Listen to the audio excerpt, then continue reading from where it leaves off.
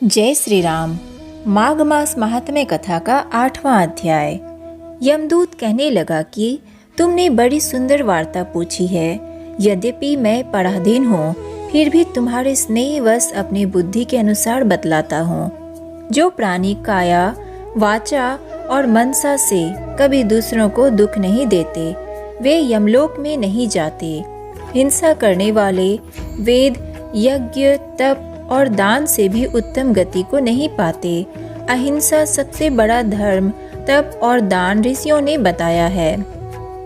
जो मनुष्य जल या पृथ्वी पर रहने वाले जीवों को अपने भोजन के लिए मारते हैं, वे कालसूत्र नामक नरक में पड़ते हैं और वहां पर अपना मांस खाते हैं और रक्त पीप पान करते हैं तथा पीप की कीच में उनको कीड़े काटते हैं।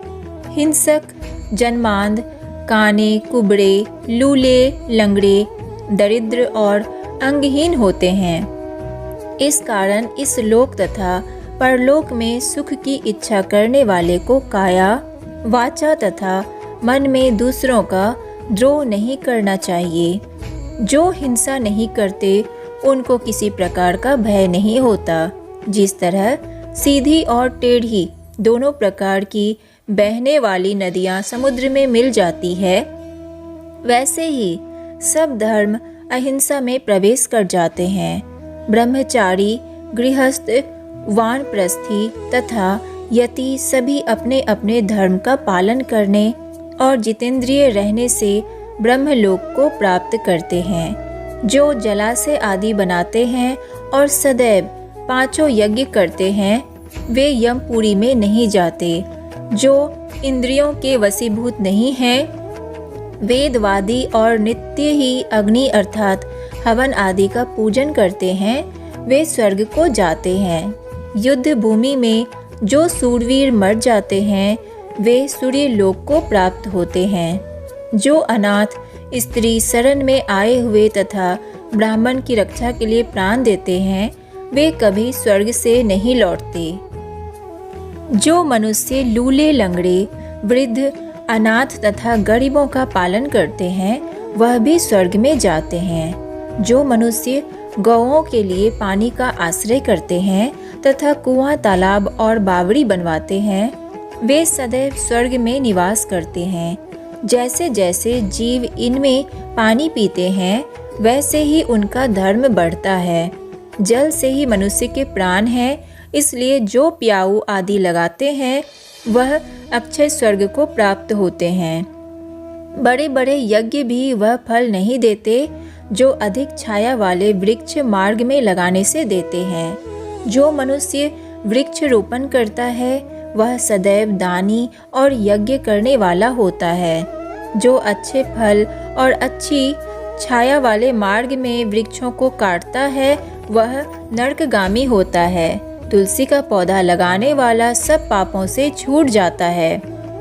जिस घर में तुलसी वन है, वह घर तीर्थ के समान है और उस घर में कभी यमदूत नहीं जाते।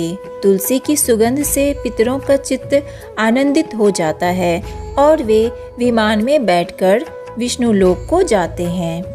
नर्मदा नदी का दर्शन, गंगा का स्नान और तुलसी दल का स्पर्श, यह सब बराबर बराबर फल देने वाले हैं।